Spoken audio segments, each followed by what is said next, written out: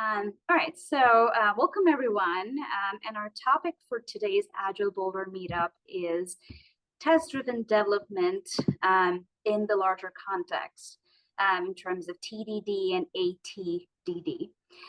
We have Scott Bain, who's a senior technical trainer at PMI, who will be walking us through TDD and go through a deep dive kind of in the context of Agile and all things process related. So looking forward to this presentation. And Scott, over to you. Okay, thank you very much. My name is Scott Bain, and I want to welcome everyone to test-driven development in the larger context. Okay, so welcome to test-driven development in the larger context, TDD and ATDD. A presentation brought to you by the Project Management Institute under the auspices of the Disciplined Agile Initiative. My name's Scott Bain, as Shruti said. I've been in the software development business for over 40 years. The first 20 or so spent working for CBS television and radio, automating the broadcasting business down in California. Since then, I've been teaching, writing, and lecturing on design patterns and test-driven development all over the world. My email address listed on this slide is one way for you to ask questions after the presentation, but you'll certainly have a chance to ask them live at the end. Please do hold your questions until the end. Shown here are some books that I've written or participated in the writing of. Also, I wanted to let you know about my blog at PMI. Which basically is where I talk about all things TDD. This particular presentation is not going to be terribly technical, but if you are a technical person, you can get in a little bit more depth on some of the things I'm going to touch upon lightly, and so feel free to pay a visit. And since the slides will be posted, that URL is something you don't need to write down. Shruti, your video is still on. I don't know if you intended that, but it still is. Anyway, so here we go. So I'm gonna start with a joke. I got it from Reddit. A woman, in this case an elementary school teacher, notices that her spouse, who is a software developer, is heading toward the front door. When asked where he's going, he says he's going to go to the market to pick up a few things. And she asks if he get her some things too. And he says, sure, what do you want? She says, pick up a gallon of milk, and if they have eggs, then get 6. An hour later, the husband returns with 6 gallons of milk, and she says, why did you get 6 gallons of milk? He says, because they had eggs. You see, to her, the school teacher, 6 applies to the antecedent, which is eggs, 6 eggs. To her developer husband, this is a conditional, if, then. This is a funny example of a real problem, which is how people fail to communicate. This is most problematic when we're talking about technical people and non-technical people, but in fact, it affects everybody when they're trying to make something clear. One thing is said, another thing is heard. One of the many benefits of test-driven development is that it helps to remove these ambiguities if it's done in the right way. That's one reason I teach it, write about it, and talk about it so much. But a question that often arises when I'm lecturing or training concerns the relationship between test-driven development, TDD, and acceptance test-driven development, ATDD. Which of these is really TDD? And which should an organization focus on in terms of which comes first, and which should receive the most attention and dedication of resources? Furthermore, however they relate to each other, how do they relate to the way we manage our work and our process? How do these fit into an agile approach or a lean business environment? So I want to start by defining what we're talking about. It's not uncommon for someone to refer to TDD as developers writing unit tests before the production code. That's one part of TDD, certainly, but it's a subset of a larger set of ideas and processes. In other words, if you're a developer and you're writing your tests first, that does not necessarily mean you're doing TDD, at least by my definition. Similarly, it's not uncommon for someone to refer to a TDD as acceptance tests being written before the development cycle begins. Again, that's not incorrect, but it's usually seen as distinct from what the developers do, which they think of as TDD. The truth is they're both TDD. They're not conducted in the same way or by the same people entirely, and the value they provide is different but compatible. But at the end of the day, TDD involves them both, and each contributes to the power of the other. TDD is an overall software development paradigm.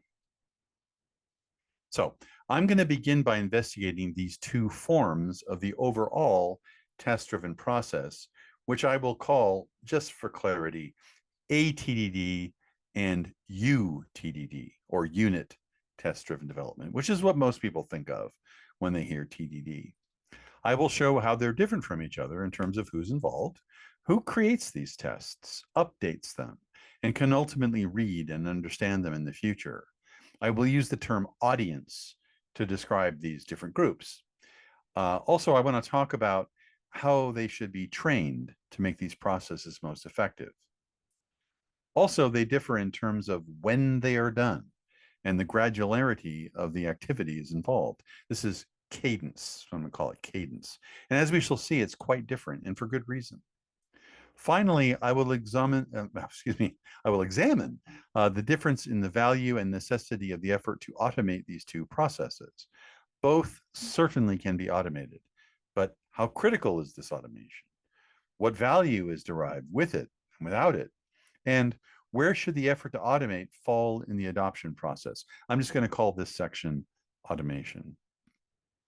After having examined the differences between ATDD and UTDD, I will then address how they're the same, why they both fit under the overall rubric TDD, and how ultimately they synergize into a very powerful way to be able to create alignment around business value in software development. Regardless of your process, every activity conducted by every individual in the software development organization should ultimately be traceable back to business value. Every bit of code that's written, every test that's defined and executed, every form that's filled out, every meeting that's called, everything. I want to show that TDD complete alignment with this concept, and when properly conducted, increases the value of every expenditure of time and effort and its ultimate return to the bottom line.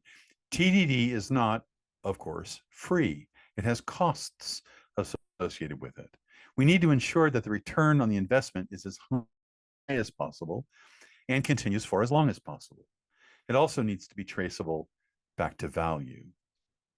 But value to whom? Customers, end users, sponsors, product owners? We like the term stakeholder, but what do we mean by this? So how about this definition? Anyone who has expectations of the system to whom we must listen. We could also say anyone whose opinion of the correctness of the system matters. It's not just anyone with an opinion. Opinions are like elbows. Everyone has them.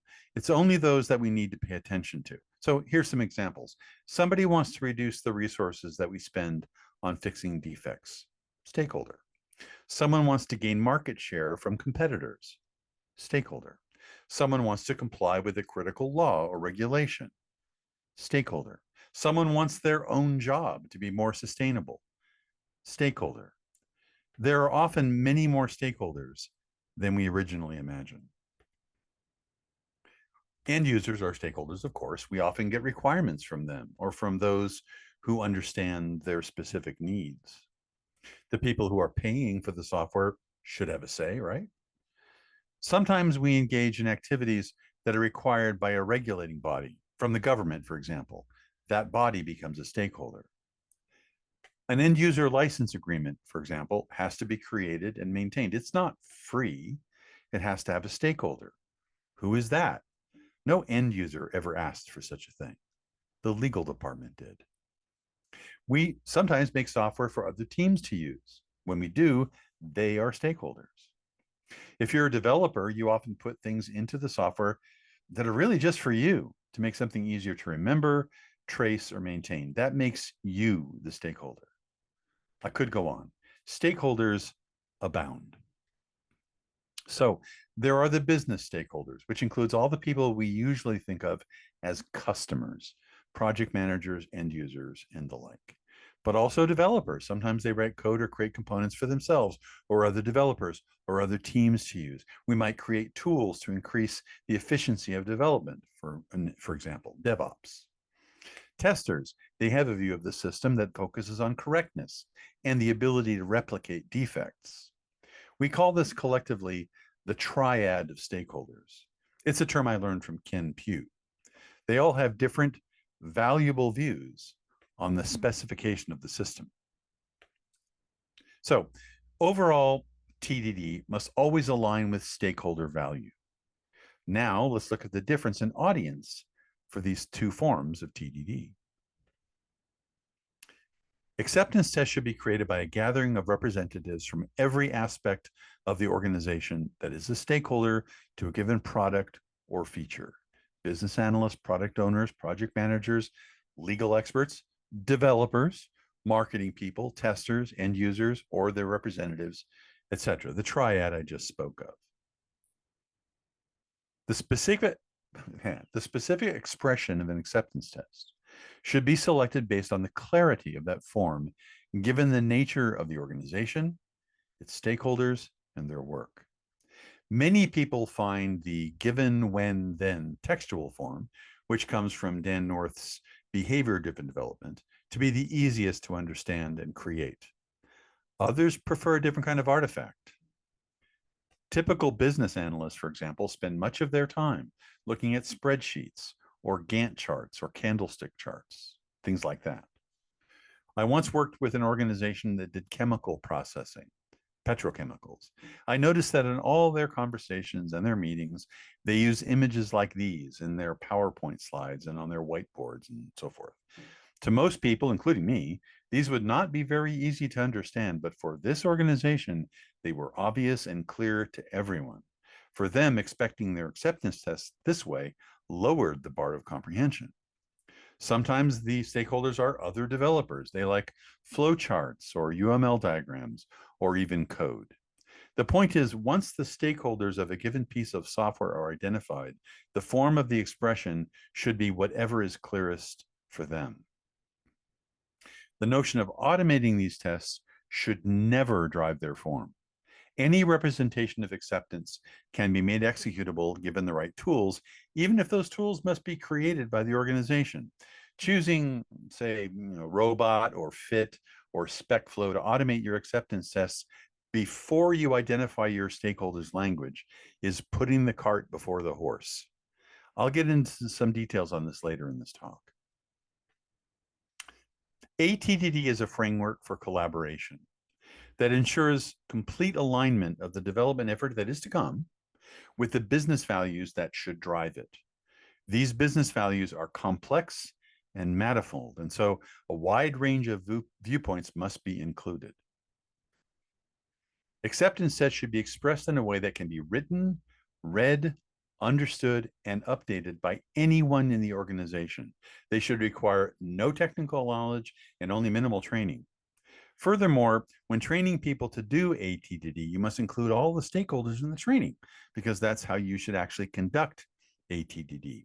Also, it's best if they work on actual features that the organization is seeking to create in their systems. This makes everything relevant, but it also means that the investment of time into training yields actual work being done. Good ATDD training yields quick value to the organization when it's completed. Great ATDD training yields value before the training is even done. That's how we do it. Unit tests, on the other hand, should be written by technical people, developers, and sometimes testers. They are typically written in the computer language that will be used to develop the actual system. Only people with deep technical knowledge can write them, read them, update them as requirements change. This example is JUnit, written in Java, but it's only one possibility. The development team controls this completely, as only they will interact with them.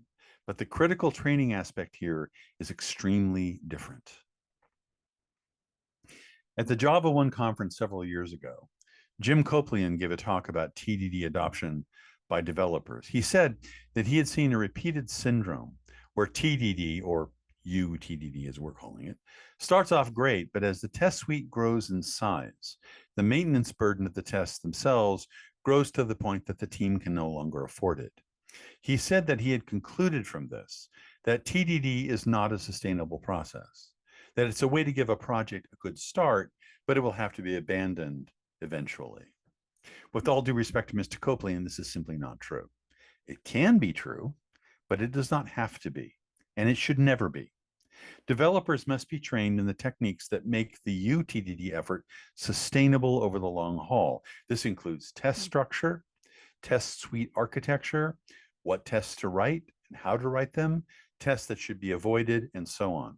Training of the development team must include these critical aspects, or the process rapidly becomes too expensive to maintain. The training we do for developers is all about this. These two forms of TDD also differ in terms of the pace or cadence of the work. This difference is driven by the purpose of the activity and how the effort can drive the maximum value with the minimum delay. Acceptance tests should be written at the start of the development cycle, during sprint planning in Scrum, as an example. Enough tests are written to cover the entire upcoming development effort, plus a few more, in case the team moves more quickly than estimates expect. If you're using a pull system like Kanban, then the acceptance test should be generated into a backlog that the team can pull from. The creation of these tests, again, is part of the collaborative planning process and should follow its pace exactly. Acceptance tests start off as failing tests as a group, and then are run at regular intervals, maybe as part of a nightly build, to allow the business to track the progress of the teams as they gradually convert them into passing tests. This provides data that allows management to forecast completion, also known as the burn down curve, which aids in planning. The primary purpose of creating acceptance tests is the collaboration this engenders. The tests are a side effect, albeit an enormously beneficial one, of the process, which is engaged to ensure that all stakeholders are addressed, all critical information is included, and that there is complete alignment between business prioritization and the upcoming development effort. Again, when training stakeholders to write such tests, the experience should be realistic. Work should be done by teams that include everyone mentioned in the audience section that preceded this one, and they should ideally work on real requirements from the business. ATDD feeds the development process, which is where UTDD begins. Think of the overall TDD process as a sort of prism. Acceptance criteria in the form of acceptance tests comes in like sunlight, and the process is like a prism we use to analyze them, breaking them into the requisite behaviors that we will drive into the code. The unit in a unit test is not a class or a method or anything like that. The unit is a single behavior in the system. And yes, you've probably guessed I was in high school in the 1970s, so I'll see you on the dark side of the moon. So each acceptance test is decomposed into the individual behaviors that comprise them. How do we do this? Breaking an acceptance test into smaller scenarios that can be unit tested individually is a major aspect of TDD training. There are many techniques for doing so, depending on the nature of a given scenario. It's beyond the scope of our talk today, but getting good at this is an important part of TDD. This activity forms a backlog of work for the developers. A single unit test is written and proven to fail by running it immediately. Unit test frameworks pass by default. So if this test is not legitimately written, it won't fail as expected.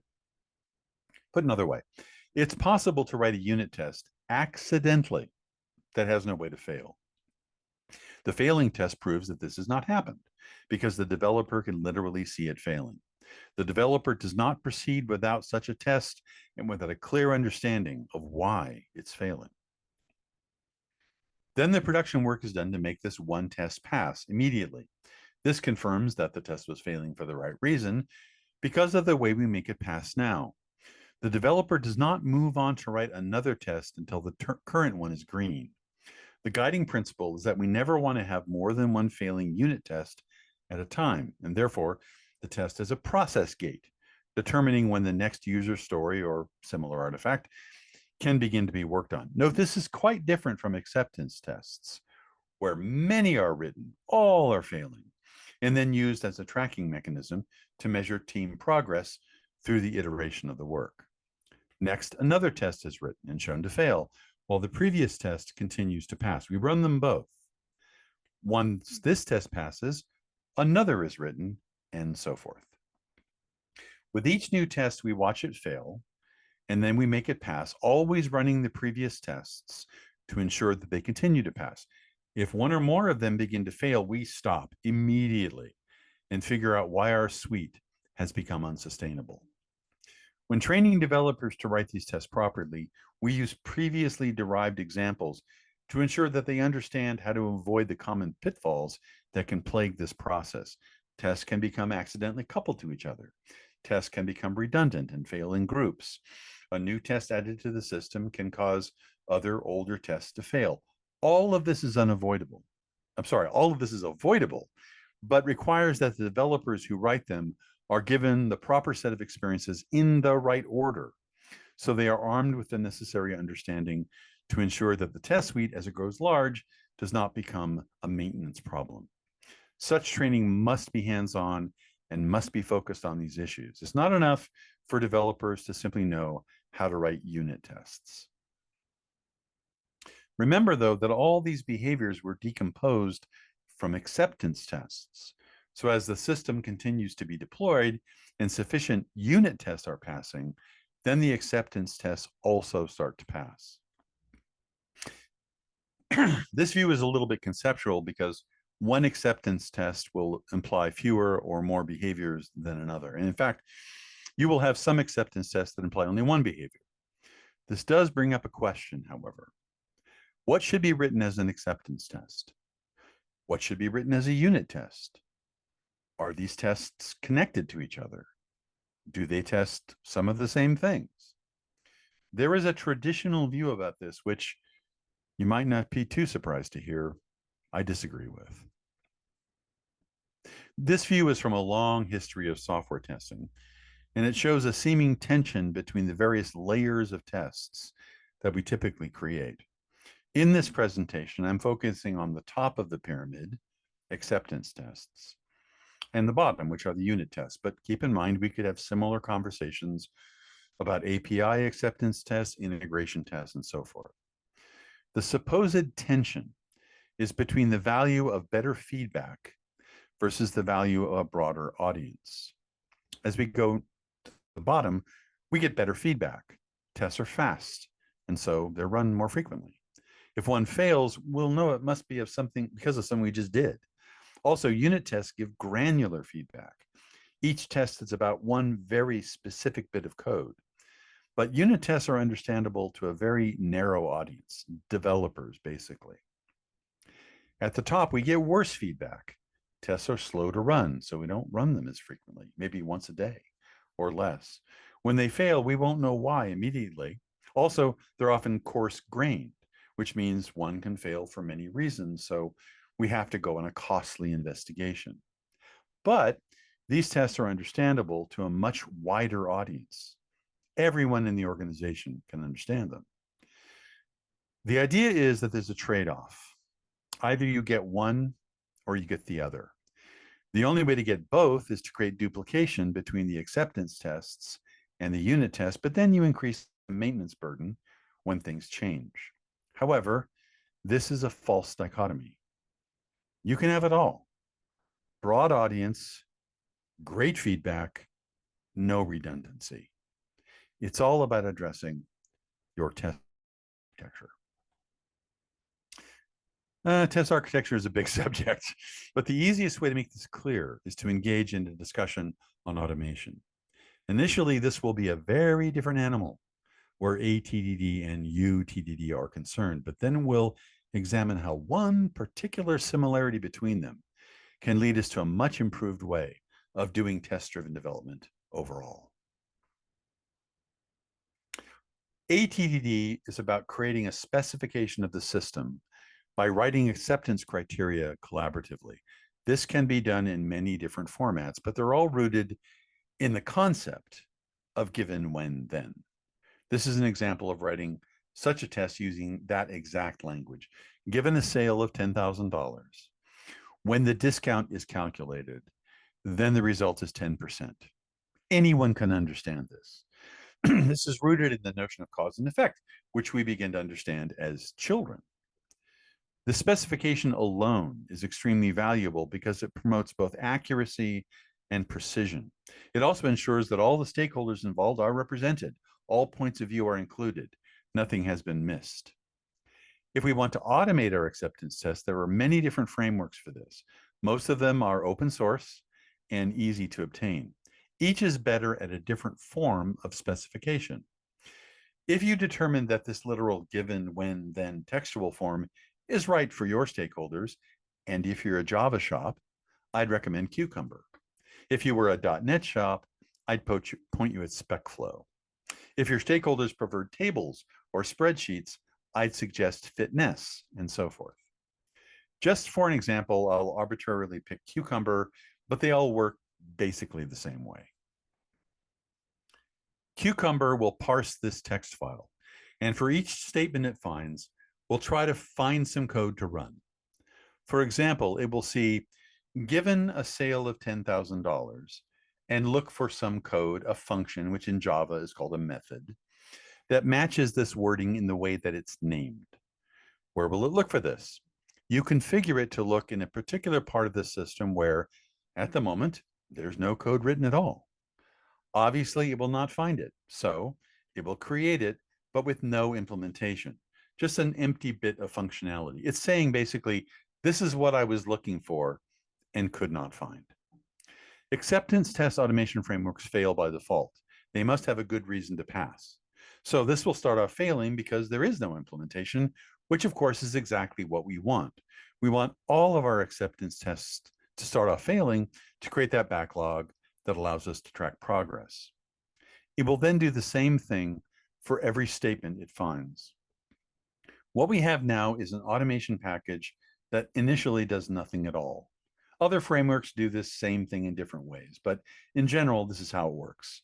The framework parses the specification, then the developers are subsequently tasked to provide the meaning, or semantics, it implies by writing code. There are different terms for these methods depending on the framework. Glue code in Cucumber, step definitions in SpecFlow, a fixture in Fitness. I'm generically calling it the binding here. But in any case, the developers populate these empty bits of code with the correct code to execute the actual system. How this is done is a set of technical issues I won't cover here, but rest assured, developers know how to make code that clicks buttons or reads a database, triggers a web service, fires off a stored procedure, or whatever is appropriate. The results are then compared to the then in the specification, and this causes the test to pass or fail. The framework reports this by creating some kind of artifact. Cucumber, by default, will publish a web page with color-coded results, but you can configure it to report these results in other ways if that's appropriate for you. The framework and the binding taken together are the automation. But note that for each of these layers, one option is to simply have a tester, a person, do this part. A tester can read the specification. A tester can go enter things in a GUI or check a record in a database or whatever. Traditional testing, in other words. Manual testing is not fast, of course, but for some organization I've worked with, trying to tackle the automation of acceptance tests up front is just too big a bite to take. Just providing the time for their people to learn how to write good acceptance criteria may be all they want to commit to up front. And usually it's the low-hanging fruit where the biggest return can be found on the investment of time and effort. If that's true, we say, hold off on the automation until you get good at writing precise and accurate specifications collaboratively. Takes about 2 days. On the other hand, UTDD requires automation from the outset. It's not optional. In fact, without automation, UTDD could scarcely be recommended. Unit tests are run very frequently, often every few minutes. And so if they're not efficient, it will be far too expensive in terms of time and effort for the team to run them. Running a suite of unit tests should appear to cost nothing to the team. Obviously, that's not literally true. Nothing costs nothing, but that attitude should be reasonable. So unit tests have to be extremely fast. And many aspects of UTDD training should ensure that developers know how to make them extremely painless to execute. They must know how to manage dependencies in the system, how to craft tests in such a way they execute in the least time possible without sacrificing clarity. However, in UTDD, the testing frameworks encourage the developers to make the unit test both the specification and the binding in one piece of code. In a sense, the code you write to specify is the automation at the same time, so there's no additional step to take. That's how most developers write unit tests. But they don't have to. They can be trained to do it differently. And we think they should be. Developers, if they know good design, design patterns and how to refactor, can overcome the coupling that usually exists between specification and binding in a unit testing framework.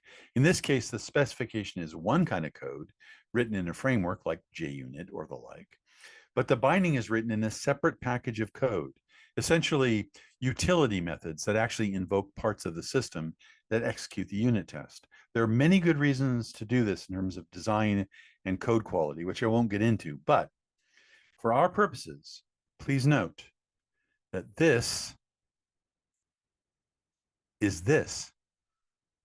The utility methods the developers create in their unit testing do exactly what the ATDD automation tools are looking for. They bind to the system and execute pieces of it.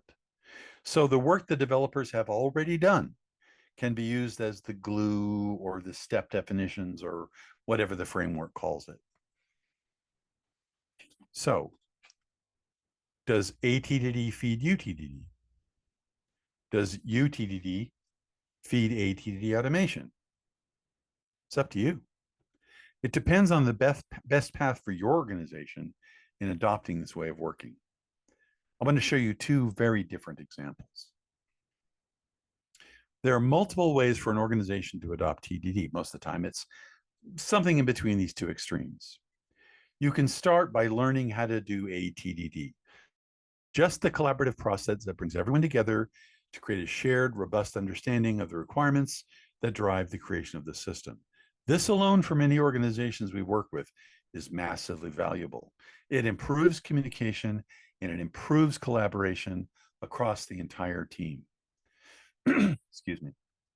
Next, when you're ready, pick the automation framework that's most appropriate given the form of acceptance tests you deemed are clearest for your stakeholder. Once you pick that, it's going to want that binding code to be written. So the developers write that code. After that, we can teach the developers to do UTDD sustainably. And they will find that the code they wrote for acceptance test automation is usable by their unit tests as well as those utility methods I mentioned. The testing architecture is already there, cutting their UTDD workload essentially in half. Or you can start with developer training on good design, good testing, and so forth. Along the way, they learn to architect their tests properly to avoid embedding the binding part of the unit tests into the specifying part, which creates a good test architecture. Later, when you have the bandwidth and budget to take it on, the rest of the organization learns the ATDD stuff, learns to collaborate effectively around the creating of acceptance criteria. And when appropriate, picks a framework to automate them. The devs can then go back to tweak the binding layers to work appropriately for the chosen automation tool. This is usually very trivial work because the hard stuff was already done for the unit tests. Having established the difference between ATDD and UTDD, how are they the same? Why are they both called TDD collectively? Tests ensure a detailed and specific and shared understanding of behavior. If properly trained, those who create these tests will subject their knowledge to a rigorous and unforgiving standard. It is hard, if not impossible, to create a high quality test about something you don't know enough about. It's also unwise to try and implement behavior where you don't have that understanding. TDD ensures that you have sufficient and correct understanding by placing tests in the primary position. This is equally true for acceptance tests as it is for unit tests. It's just the audience for the conversation is different. ATDD ensures that everyone is aligned around a shared understanding of what will be built because it does not depend on the kind of colloquial language that led to the confusion between the school teacher and her developer husband in the joke I told. UTDD ensures this alignment on the development team. Tests capture knowledge that would otherwise be lost. Many organizations I've encountered in my consulting practice have large, complex legacy systems that no one understands very well. The people who designed and built them have often retired or moved on to other positions, and the highly valuable knowledge they possessed left with them. If tests are written to capture this knowledge, which again requires that those who write them are properly trained in this respect, then not only is this knowledge retained, but its accuracy can be verified at any time in the future by simply executing the tests. This is true whether the tests are automated or not, but obviously the automation is a big advantage here.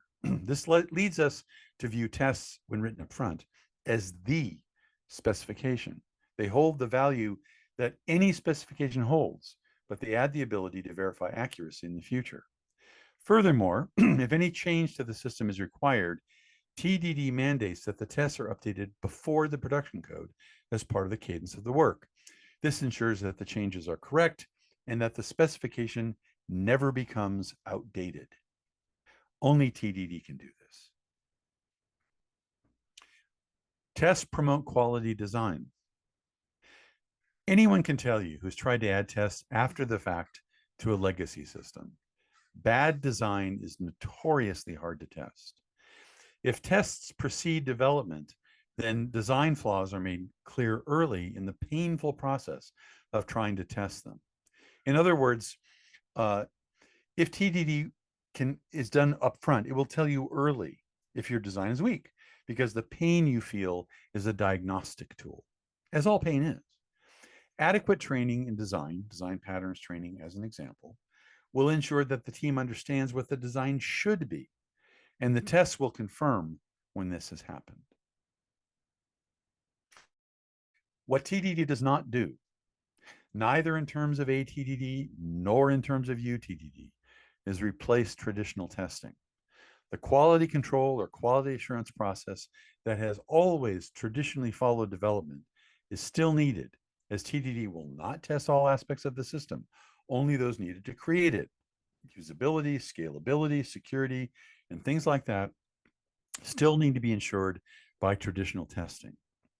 What TDD does do is contribute some of the tests needed by QA, but certainly not all of them. And this points out another benefit to the adoption of TDD, which is one of the healthy culture.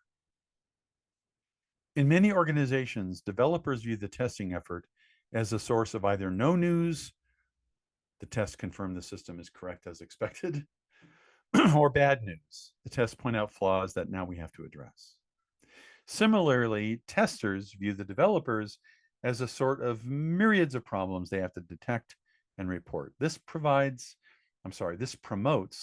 a kind of us against them mentality that I don't think is healthy for the culture of development. In fact, I've heard developers refer to moving on to the test process as, quote, throwing it over the wall to QA, unquote. That implies that there's a wall. When TDD is adopted, developers have a clearer understanding of the benefits of testing from their perspective. Indeed, TDD can become a strongly preferred way to work by developers because it leads to a kind of certainty and confidence that they're unaccustomed to, and they crave it. The constant feedback allows them to move aggressively and efficiently, and that leads to their success. On the other hand, Testers began to see the development effort as a source of many of the tests that they in the past had to retrofit onto the system.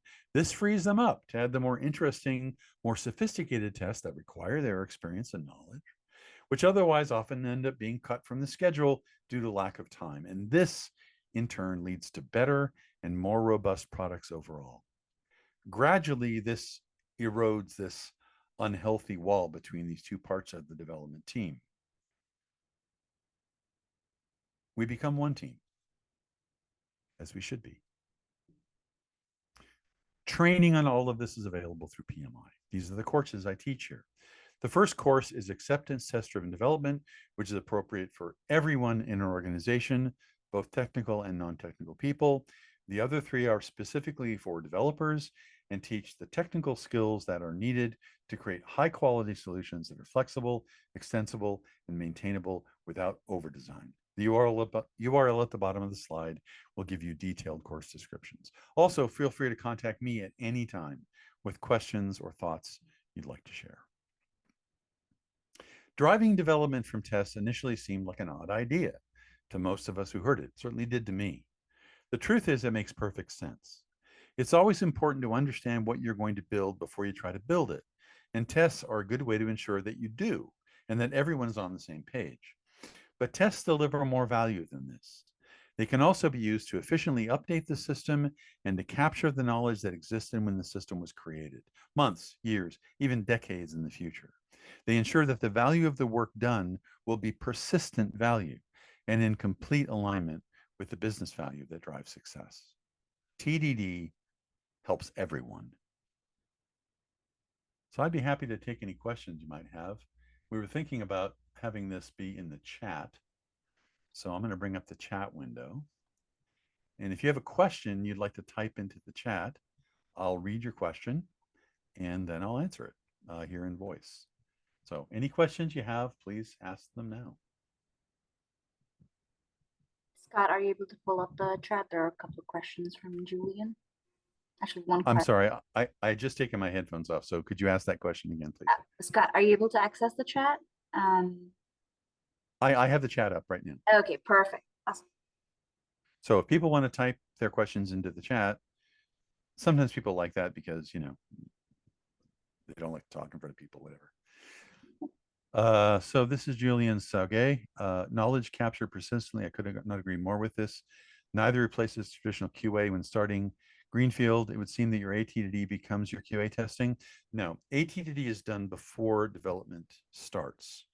Unit testing is during development. QA is after development. And QA is at a time when we assume it's all going to be great, right? We assume we did everything right. We're trying to find out where we missed something. So acceptance testing up front is about establishing what we're going to do. Unit testing during the process is making sure what we selected to do. And QA is to come back and say, did you do it? And also other things like scalability, performance, is it pleasant to use, that kind of stuff. So it is a very different kind of thing, which is also extremely valuable. The nice thing about the TDD process is it empowers QA because it takes a lot of the sort of grunt work off of their table. Most of the people that I work with, if they aren't doing TDD, QA is so hopelessly behind development, they will never catch up. And that means a lot of testing gets cut. That's why we end up with products that have so many bugs in them. So this helps to ameliorate that problem. Could you please put up the slide? Yeah, I think my question was, can you hear me? I can hear you. Is this Julian? Yes, this is Julian. Hi, thank you very much for your presentation, Scott. Oh, you're welcome. So for me, it's clear that the ATDD is before and that the QA is after. Yeah. But my question was, you know, as you build an application and pre-development, you write your ATDD, which is essentially your contract with your stakeholders. Yes. It seems to me that that ATDD could become, you know, the foundation to your QA testing campaign, right? That's basically where I was going with that. As a foundation, I agree. That's one of the values that QA receives from it. However, I want to make it clear, QA should be involved in ATDD. Everybody should be involved in ATDD. You should have people in the collaborative sessions that happened at the beginning of development, some of those people should be testers because they will bring a point of view that no one else has. This is one of the things that I'm trying to overcome here. I've been training technical people forever, right? But what I realize is you can have the most brilliant development effort in the world, but if you haven't effectively collaborated, if you haven't effectively work together as an organization to know what needs to be developed. And if you don't have alignment there, the developers will just build beautiful wrong systems. This happens a lot. So I want everybody involved in that ATDD process from the very beginning. When I teach ATDD, I kind of insist that if you want me to teach your people, don't send me a room full of developers. Send me a representative from every part of your organization so that they can learn how to collaborate with each other. That's the big advantage here, is to eliminate that kind of, human confusion that the joke was all about at the beginning. So Stephanie asked me to put the slide up about the classes, so it's up here again. Also, I am going to send these slides to Stephanie for posting, so you can get URLs and stuff like that out of the way. So I hope I answered your question, Julian. Anybody else have any questions? Amir, with QA roles being eliminated, QA work still needs to be done. We need to get devs in this mindset of doing TD and QA. That hasn't been easy. Well, not everyone's eliminating QA. Some organizations do, and they say developers simply put on another hat, right, when it's time to do QA. That's a cultural thing, whether you do it one way or the other. The military definitely is not, for example, eliminated QA by any means. But I do agree with you that this introduces a new problem. This wasn't what this particular presentation was about, but the idea that developers have two different roles here. One is to do development, and the other is to do quality assurance after the fact. We often call this, SAT developers. There are some specific unique challenges there, which I could do a presentation on. It's just not what this one was about. So I definitely have seen that. You're not wrong. But I think those challenges are addressable. But again, that wasn't what this presentation was about. Anybody else? We are getting close to quitting time here. I guess we're supposed to stop at 7. If so, till 7:30. oh, Scott. all right. Well, I'm good till then. Yes. I'm good till then. Yeah. Yeah. We wanted to get the presentation completed by 7. Yeah. I'm in Seattle. It's actually earlier for me, so I'm not in any hurry to leave, but we'll see if there are more questions. Yeah, and feel free to come off mute as well, so we can have a conversation with Scott. I'm happy to do whatever people want to do. Yeah. And if you want to do a deep dive on any specific part of the presentation, please reach out, and we can certainly do that as well. Yeah. Hey, Scott, this is Amir again. So great Hi. presentation. I'm going to try to get our teams to either listen or look at the slides. But I tell you, I've seen TDD work really well, especially when there was communication issues between the PO, the product organization in general, and the developers. But there are some organizations that the culture and the development teams are just, they just want to sit down and write code. And I ask them, well, what are you going to write code about? Are you going to write like a novel of just code, or do you want to do some coding that does something? And it's just really hard to get them to try new things, which this isn't all that new, but when you have developers that are out of college, I wish there was a training. I guess I'm babbling. I wish there was specific classes and training in college or somewhere where the developers believed in it and respected it and would benefit from this type of work. Well, this is what I do, and that's why I do it. Certainly not an easy way to make a living, I have to tell you, but I'm very passionate about it, and I really believe in it. But I will tell you in general, Amir, this is a very general statement, but often a consultant, that's kind of why you're brought in, is because the local people are having trouble getting on the same page about this stuff. And so I would say a good third of the times I'm brought into organization, it's because they want me to essentially be persuasive. They want me to get people to jump on board and to really commit, because they haven't been able to do it on their own. So I will tell you in a general way what I always do, what I've been most successful at. It's not a magic bullet, nothing is, but it is kind of what I've been most successful at. I identify who it is that needs persuading, and I talk to them about where their pain points are. Everybody's got something that they don't like about their job, almost everybody anyway. Even if they tell you there aren't any, there are. And if you're willing to talk to them and really, really investigate, you will find out what it is that they that hinders them, hampers them, annoys them, whatever it might be. If you can come up with that, and if you can attach what you're suggesting they should do with that stuff, then you're done.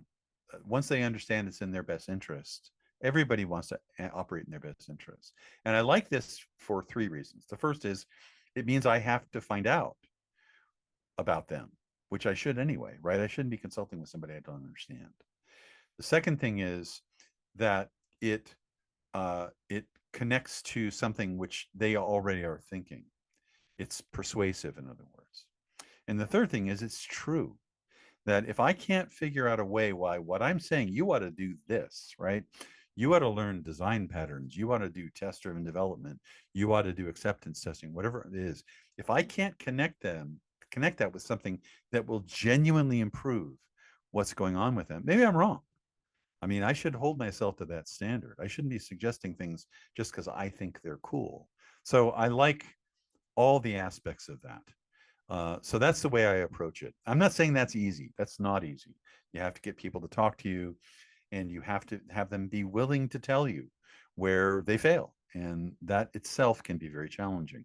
But if you can do that, and if you can connect what you're suggesting to what their pain points are, then basically the battle is over. So question, who writes ATDD from your perspective for business work, for technical work? Everybody. I want to involve anybody that I can identify as a stakeholder. That's why I started with the term stakeholder. If you have an opinion that matters, you can say, do this, and whatever you tell me to do as a developer is going to mean money gets spent, right? Developer time is very expensive. If you can say that and I have to do it, you're a stakeholder. I want to talk to you up front. That can be anybody in the organization, project managers, product owners, subject matter experts, business analysts, people who understand the governmental regulations that we're operating under, lawyers, whoever it is. Anybody can do ATDD. I've taught this to bankers. I've taught this, you name it. I've taught ATDD to them. It's not anything that requires anything other than a curious mind and a willingness to collaborate. That's all it requires. Without those two things, nothing will work. That's difficult to digest. And what makes it difficult to digest is if anybody can do it, how does it get to the team essentially, right? I'm just trying to. I have a class.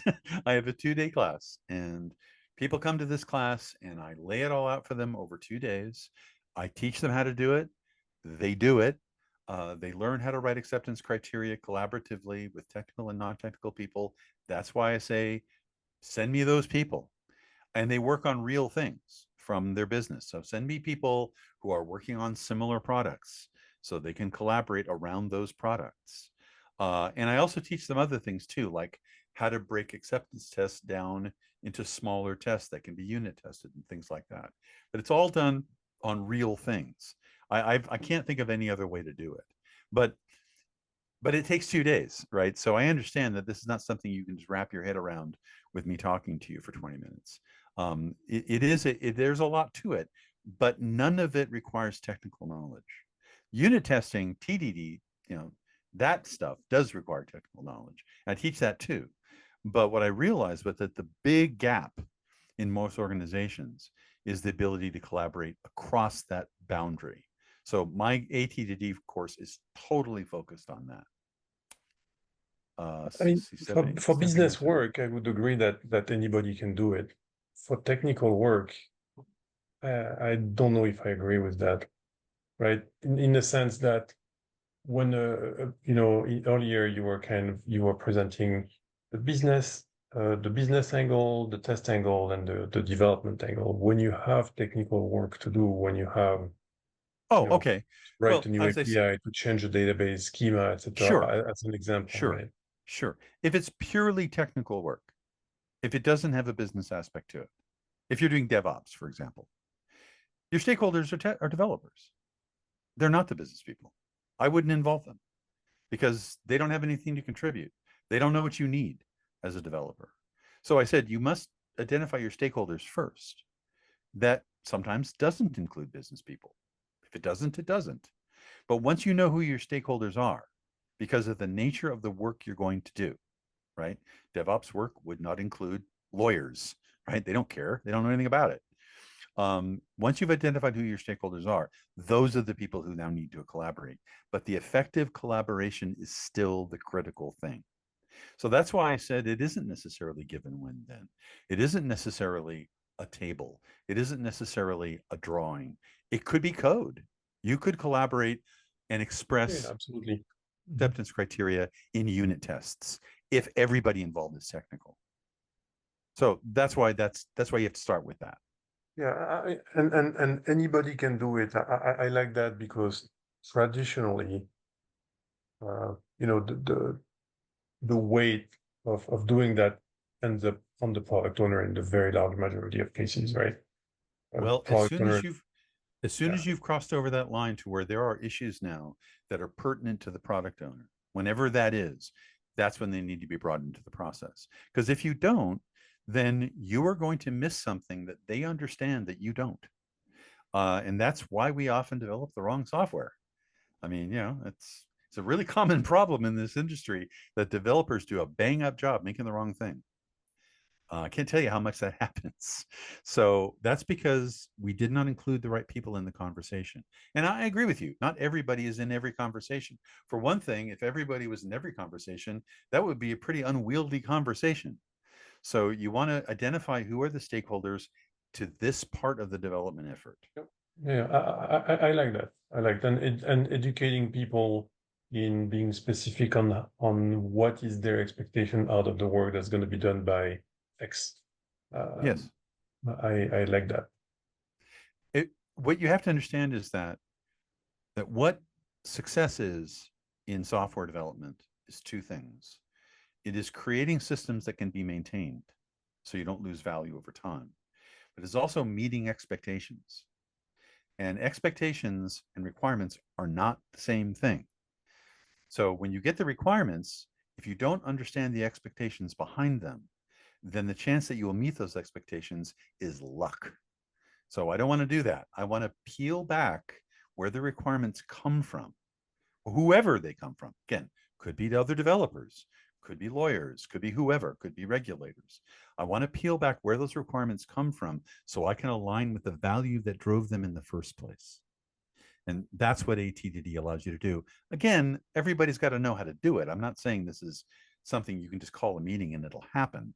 Everybody has to be trained. But if they are trained and they understand it, in my experience as a teacher, I can teach this to anybody. I've done it, and it's very, very effective. We have another question here. Philip Kinnick, I can't remember your name. Philip Pellicane. Is it possible AI will do some of the things developers were resistant to do and represent savings in time and money at the outset? Time will tell. Man, I wish I had an answer to that question. That's kind of my next thing to figure out, honestly, is, I teach object-oriented design. I teach analysis techniques to developers. I teach acceptance testing techniques. The question is, where does AI fit into all this? If I told you I knew, I would not be honest with you. I don't. I need to figure that out. That's kind of the next thing for me. That's kind of the next thing in my career to figure out. I would love to be able to answer that question, and I would love to incorporate that answer into the training that I do. I'm just not ready yet. I don't really think anybody is, honestly. I think most people are still trying to figure out how AI fits into whatever it is that they do. So I'm sure it will. I'm not scared of AI. I mean, a lot of people are. I'm not. It's just a tool, right? But you have to figure out how to use the tools properly. And tools can actually be dangerous if you use them improperly, right? Like a power saw versus just a standard saw. You can cut your leg off with a power saw much more easily than you can with the regular saw, right? So you want to make sure that powerful tools, especially, that you know how to use them. And I hope to figure that out in the coming year. And to be able to train it to people, because I do think it's coming and I don't think there's any stopping it. Okay, well, I think I've addressed everything so far. So thank you. Thanks for your time and your attention. I hope you found this to be illuminating and helpful. If you think of questions later, don't hesitate to ask me. I love hearing from people later. It's a big part of what I do. I don't do Twitter or whatever it's called, X, Instagram, Snapchat, any stuff like that. I don't really understand it and I don't have time. But if you want to connect with me, you can go to PMI and set up a free account there and connect with me. Or you can go to LinkedIn. And I accept absolutely every request for connection that I get in either one of those places. One more little thing, before you guys leave. I produce a weekly podcast called Agile Tips. If you'd like to receive these, they're about 2 to 3 minutes long, once a week. Just email me, scott.bain@pmi.org, and say, I'd like to get on your podcast series. And then I'll send you an email once a week telling you when a new one is available. And all the old ones, of course, are archived. And if later on you realize, I don't really like this, just opt out. I don't like to spam people, so I don't. Anyway, that's it. I guess we're done. Unless I said, I'm not seeing any more questions. There are a few more questions. I think there's a question from Frank. Over the last 10 years, have you seen any sign of the demand for UT classes increasing, decreasing, or flat? They were definitely building very fast until my company got bought by PMI, which is why I work for PMI now. I think PMI is still trying to figure out how to market me. But I suspect that's the real problem, is that not a lot of people know that PMI does this now. So that'll get better, I think. But I do think that's more of a marketing issue than a demand issue. At least I think so. For tech training, do you come to the org to teach groups? Typically, I've done what we call B2B. I tend to do it using Zoom these days because a lot of organizations I teach have people in different geographic locations. So we do it virtually, and I've figured out how to do it virtually in an effective way. And that also saves a lot of cost. But Cindy says, does everyone have to sign up for the course simultaneously? So one thing that we're experimenting with at PMI, again, this has been kind of a recent thing for me, is they do host courses B2C, business to consumer, right? So you can come and sign up for a course. That's a new thing for us, though, but I hope to make that into a really robust offering that you can come and say, oh, they're offering a acceptance testing course or a unit testing course or a design pattern course or whatever this September or whatever, and you can just sign up for it, pay for it online, and show up. Those courses, by the way, I have done before I joined PMI. And I love those courses because you get a really diverse audience. You get some people from the military, some people from government, some people from industry, and those become very lively because of all the variety that exists. So I hope that we can make that work. But right now it's been primarily B2B, businesses like Microsoft or Amazon or Google or whoever. They come to me and they have like 20 or 30 people who want to be trained, and we set up the class that way. But I don't want to limit myself to that. That's just been what we've been doing so far. Okay, now I think I really have answered all the questions. So I guess we can wrap it up if you would like to, Stephanie. Yeah, and Scott, I think you also mentioned at the beginning of the course that, at the Meetup event, that I think on PMI you also have certain recorded videos that is accessible to everyone. So there's more resources on the PMI site as well. Yes, that's and we right. can share that as part of the materials that we send out. I've done 10 presentations like this through the PMI hosting service, and they're all recorded. So if you go to PMI and you set up an account there, which is free, and you search for my name, you'll find them all. Perfect. Awesome. Yeah. Scott, thank you so much for this you're welcome. interactive and lively and I think thought-provoking presentation. We really appreciate it. I'm sure we all have a few takeaways and action items, I would say, to explore more about TDD and ATDD. So thank you so much. We really appreciate it. Thanks for hosting me. I appreciate it. Stephanie, is there anything else you'd like to add? Not that I can think of right now. I did repost our upcoming events. So if any of you guys wanted to take a look at those, and I'll stop my share so you can do that. I lost my train of thought. Sorry, guys. If you guys wanted to check out our next monthly event and as well as our retrospect, we're still trying to get that up and running. And so far we're having a lot of fun planning that one for everybody. And we're looking forward to seeing everybody in person that are able to attend. And like I said, we're looking forward to figuring out a way for our online presence to be involved as well.